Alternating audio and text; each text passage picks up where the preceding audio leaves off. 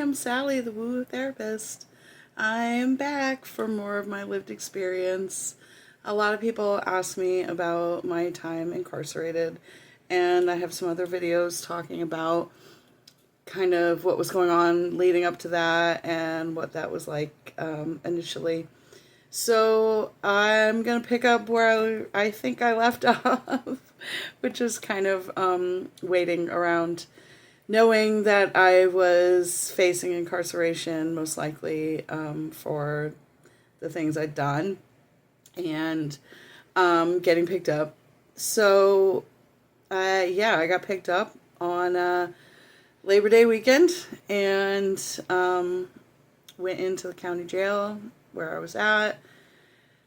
They bring you in, you have to get arraigned within 24 hours, meaning you go in front of a judge. They basically just bring everybody into a room and there's a judge on a TV screen. It's all virtual, and this was in 2011. So I imagine it's probably still virtual. But it was just like a closed circuit. And they'd tell you your charges, and you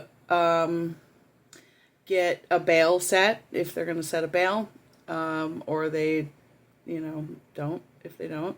They did set a bail for me, but there was nobody paying that bail. So in this country, because we do have a for-profit incarceratory system and a for-profit judicial system, if you are if you're poor and you don't have means and you don't have assets, you're going to sit in jail until they decide your fate.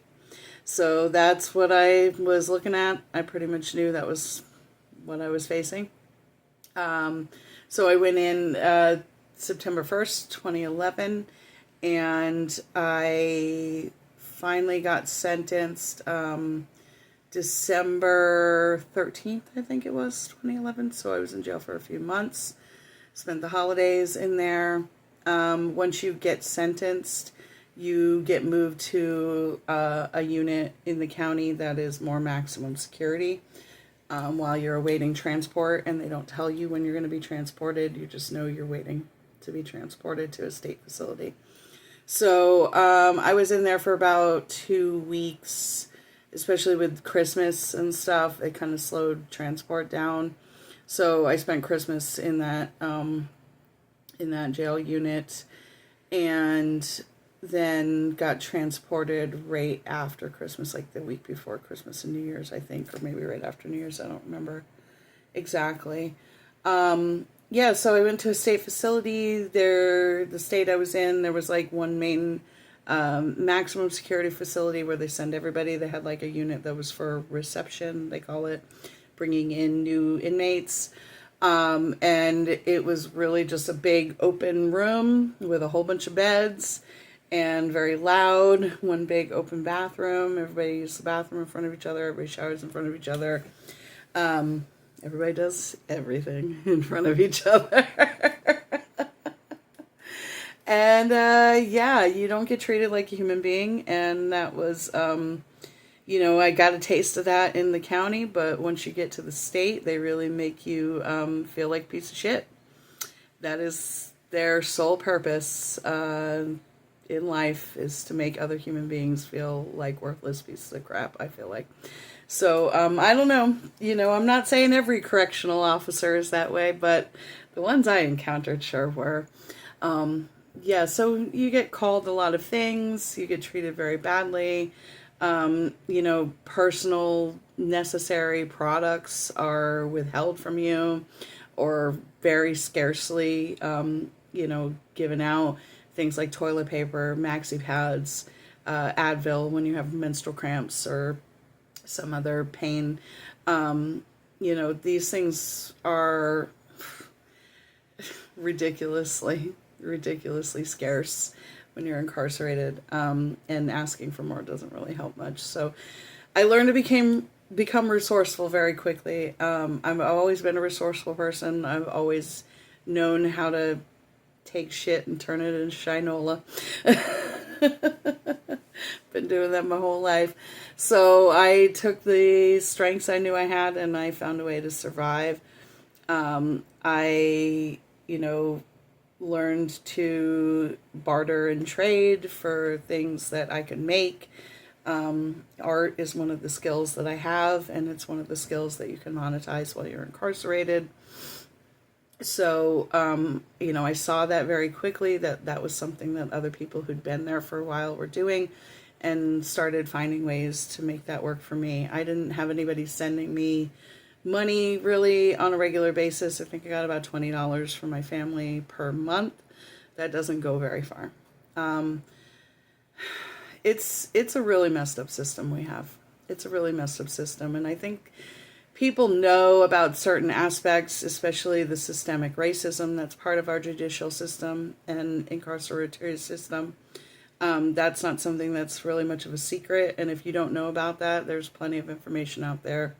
The New Jim Crow is a great book. The documentary on Netflix, The 13th, is great. It, you know, our prison system in the United States is really just a second form of slavery. When they emancipated people who were enslaved, they wrote the 13th Amendment and said that slavery was illegal, except for if you are incarcerated. And so anybody who's incarcerated is a slave to the state. You work for free. People who are incarcerated sometimes do get paid. They are not getting paid the federal minimum wage or anything close to it. I knew males who were incarcerated in male facilities who were paid, pennies, literal pennies, 50 cents, 75 cents, $1 an hour, something like that. And so if you were paid, it was very minimal. Females who were incarcerated in the state got paid very sparsely. There was only certain jobs that you could do. One of them was like sewing the uniforms. They had like one, unit somewhere. I never went there, but I know that was a program you could like apply for if you had a certain amount of time. But again, like you had to have like at least 5 years to even be considered for one of those things. So if you were doing short time, 2 years, 3 years, something like that, there really wasn't much you could do to make money from the state. And even what they paid you, the women got paid even less than men. So if you think 50 cents an hour is ridiculous for somebody to get paid to work, the women were getting like 25 cents an hour. And this is work that I'm talking about. This is the kind of work that you would go and do, in the real world, 40 hours a week. Maybe you weren't working a full 40 hours, but you probably work like at least 30. And so, yeah, I worked for free. We all work for free. You don't have a choice unless you want to go to solitaire, which is they call jail in prison. If you want to go to solitaire, you can find me. It's jail. So, yeah, you find a way to, get by with what you got to do for the state. You find a way to get by with what you got to do for yourself. What the state gives you is a very terrible bed crammed up against other people. You're on a mattress about this thick. You maybe have a pillow if you're lucky. You get one kind of really crappy, scratchy wool blanket. And you're on a metal bunk bed that is not even the full width of a twin size bed. Like you can't stretch your arms out when you're sleeping because you're going to hit the metal rail at the edge of the bed and it's really uncomfortable. So you learn to sleep real squished up like this. And you got somebody on top of you, somebody next to you, both sides. Usually you're surrounded by people if you're in an open dorm, which is, I would spend the majority of my time in an open dorm. Only people who are in max security get doors that close and share a cell with like one other person. At least, the facilities that I was in. So, I was, at the reception center for a little while, a few months. Then I got shipped to a minimum security.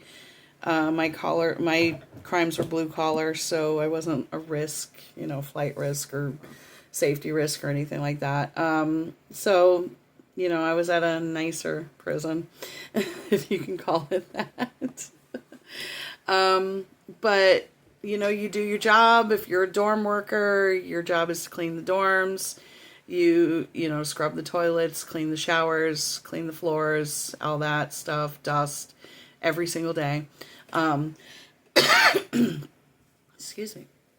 I also worked in the kitchen for a while, washed dishes, scraped muck off of plates, slung muck onto trays. No, like cooking jobs and stuff. Again, those are jobs that go to people who are doing more longer term sentences and have built trust and relationships and rapport with, the COs there, because you're not going to get any kind of a cushy job unless you are doing some decent time and can build those relationships with the COs. Otherwise, you're just a cockroach, and they're there to chase you around with their shoe. That's pretty much it. You're not treated well. You're not fed well. You're not treated well. The medical care in there is subpar. The food in there is subpar. The living standards are subpar. If you want any kind of food, if you want a bag of chips, if you want a pack of cookies, if you want a pack of ramen noodles, if you want a box of tampons, if you want shampoo, soap, conditioner, toothpaste, toothbrush, hair gel, better comb than the better comb than that cheap black free comb that we all used to get on picture day in the 80s and 90s. If you want anything better, you have to buy it from commissary, and that requires real world money, which means that your family has to send it to you, or you have to find something that you can do inside the walls that you can trade for people who have money and who can buy commissary. And so that was a lot of what I did. Like I said, I would usually get about $20 a month. What I would do with that is I would usually have my family put it on phone calls, because phone calls were something you had to pay for. I've heard that that's starting to change, but that's a big money maker in the prison system, is charging people to call their families. So I would get about, I think, 8 or 9 phone calls for $20. And so what I would do is I would set it up with my sister to have her like 3-way call people, because you couldn't call somebody on a cell phone at the time when I was incarcerated. It had to be a landline. And they had to have it approved. The phone number had to be approved, and then they had to put money on their phone in advance, prepay, for you to be able to call. So there's a lot of barriers, especially because most people who are incarcerated are poor. So there was a lot of barriers to being able to communicate with people on the outside. And so one of the things I would do is sell 3-way phone calls, and I had it like coordinated so that I could give her the phone number. Before she accepted the call, she would call, and then I would call right back and connect with a 3-way call. If you ever used a payphone in the 80s and 90s and called somebody collect and had to give them the phone number of the payphone so that they could call you back for free, that's what we would do. So it would be like 5553146 and hang up, and then I would wait for her to connect to that 3-way call and call back, and hopefully if things went well, it would go through, and then I would get paid $5 worth of commissary for that call. So for the $20 in phone calls, I would usually like maybe talk to my family once or twice, but sell 6 calls, and so that would be like $30 worth of commissary.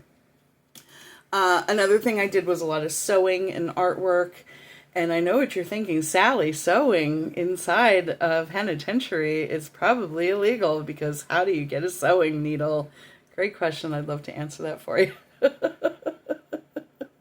I don't know how I got sewing needles. I somehow got them inside there. Somehow they just came to me. And I could sell those for $5 a piece worth of commissary. So if I managed to get, say like 10 or 15 sewing needles in a way that they came from, the ether, That would be, my coffee, my creamer, and some snacks for a few weeks. Yeah, your coffee in there is a bag of instant coffee. You get about, like, I think maybe a six, no, probably like 12 ounces of instant coffee. And then your creamer is just a bag of powdered creamer, the most generic you could possibly ever give somebody. God only knows what it was made of. And then sugar, I believe you had to buy by packets. I really want to say sugar and sweeteners, you had to buy by the packet. You would get like 10 packets of Sweet and Low for like $1 or something like that. Ramen noodles. This is how they make their money. People in prison. Ramen noodles. When I was incarcerated in 2011, a pack of ramen noodles at the grocery store ran you about 39 cents. Inside of prison, it was 79 cents for that same pack of ramen noodles. And you're selling it to people who have no way to make an income. Let that sink in for anybody who thinks that the prison system is just in this country. It is not. It is a capitalistic nightmare. People are slaves and they are commodities in the prison system. That is it. It is not about justice. It is not about reform. It is not about helping somebody to become a better person, because all of those things I expressed outwardly as wanting to do to the judge, to the lawyer, to the COs, to the counselors, to everybody. I was like, I want to get clean. I don't want to go back to drugs. I want to get out of here and I want to go to college and I want to get a master's degree and I want to have a home and I want to have a family and I want to have good relationships and I want to do all of these things. And every single time I said that to somebody, they looked at me like I had 3 heads and they looked at me like, good luck. I got no support in that. I asked to go to a drug treatment program. I was told, do whatever you want to do. It doesn't matter. You're going to prison. I went to every 12-step meeting I could. And when they brought 12-step meetings behind the walls of prison, the COs would do everything they could to try to keep people from going to those meetings. Because the way it worked is you'd be in the dorms, and there's times where you can have free movement. You can go to church, the sanctuary, the church. You can go to rec. You can go to your jobs, whatever. And then there's other times where you can't have free movement. And so the 12-step meetings would come in the evenings, and you don't have free movement in the evenings. And so you had to get called. They would call you when they're ready for people to go. And so sometimes they wouldn't even call. Sometimes we would know they'd be there and they just wouldn't be called. Sometimes they would wait, 10, 15 minutes. And these were hour and a half long meetings. They would wait, and send us out really late so we wouldn't have as much time. It was just all sorts of stuff. They were always trying to block us from being able to heal in any way. But I went to every 12-step meeting I could. I went to, church services sometimes just to be able to be in a spiritual place.